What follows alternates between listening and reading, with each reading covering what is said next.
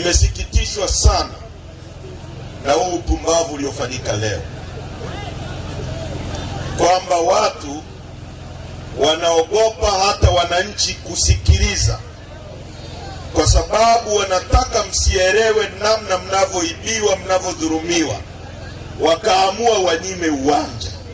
Na mimi nikawaambia viongozi wangu, na nimesikitisha kwamba mwenyekiti mmetuleta hapa, wanaenda juu kufanya nini huko? Nakaa Mungu, uongo kweli? Sasa wao wanatafuta nini huko juu? Wamekuwa mawingu. Tuna matatizo, na matatizo yetu ni ya kutengeneza. Ndio maana sisi tunasema matatizo ya nchi hii sio rasilimali, matatizo ya nchi hii sio ardhi, matatizo ya nchi hii ni watu wanaotuongoza. Hebu fikiria hivi, dunia hii, nchi kubwa zenye viwanda vikubwa kama China, kama Marekani, kama zinazalisha hewa ya ukaa inayosababisha kitu kinaitwa mabadiliko ya tabia nchi. Wangapi mali kusikia mabadiliko ya tabia nchi? Sehemu ambazo labda mvua zilikuwa zinanyesha kwa kutabirika, leo hauelewi. Wazee waliokuwa zamani wanajua mvua inanyesha labda mwezi wa 2, siku hizi inaweza ikanyesha mwezi wa 10. Ni kwa sababu moshi umepanda huko juu kutoka kwenye maviwanda, unaenda kuharibu ozone layer. Wakati mwingine bahari inajaa, wakati mwingine mafuriko yanatokea yasiyotabirika. Sasa dunia hii, hao wanaosababisha huu uchafuzi ni nchi zenye viwanda vikubwa. Wakasema hivi, ili nyie mnaochafua hali ya hewa lazima mlipe faini, lazima mkatwe pesa fulani inaitwa carbon credit. Alafu hiyo pesa ilipo kwa nchi ambazo zina misitu mingi, ambazo zenyewe zinasafisha, zinatoa miti inayotoa oksijeni ya kupambana na huo uchafuzi mnaofanya. Tanzania ni miongoni mwa nchi ambazo tuna misitu mingi, tukaqualify kuingia mle. Sasa serikali yetu ikaambiwa na Saudi Arabia kwamba tunaomba tusaini mkataba kwamba hii misitu ni ya kwetu, alafu sisi tuwe tunawakusanyia, alafu tunawapa, tunagawanya. Mama akaingia mkataba. Sasa leo misitu ya Tanzania inasomeka ya Saudi Arabia, wao ndio wanakusanya pesa, alafu wanakuja kutugawia. Unaelewa ninachozungumza? Kama kilichofanyika kwenye bandari, imegawiwa kwa Waarabu wa Dubai. Dubai mwaka 61 walikuwa na watu 70,000 shehe. Mzee amesema nyie mko na kingapi?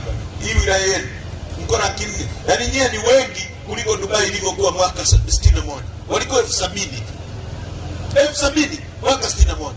Jangwa, wanatembea wanaokota tende kwenye jangwa. Next, nomadic.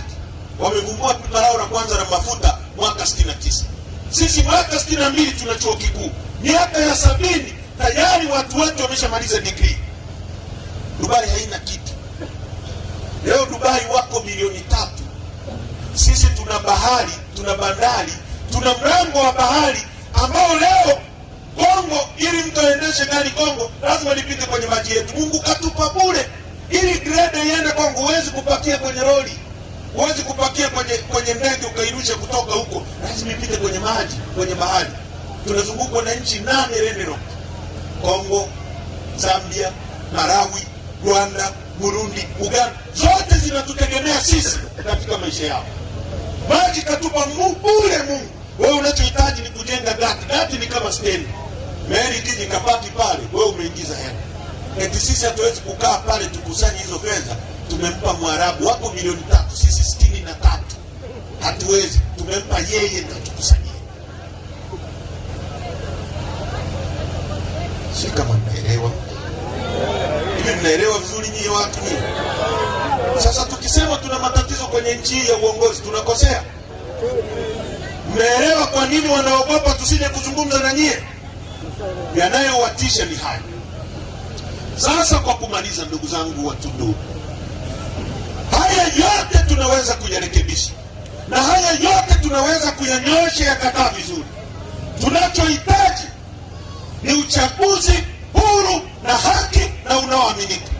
Uchaguzi huru, haki na unaoaminika. Na sisi tumesema hatutakwenda kwenye uchaguzi wowote bila kwanza sheria kubadilisha. Tunaelewana vizuri? Kwa tumesema no reforms, no election. Tulieni, msiogope bana. Mbona mnaangalia hao? Acha waondoke waende wanakoenda. Sisi hapa tunakamua mpaka muda tunaotaka sisi wenyewe.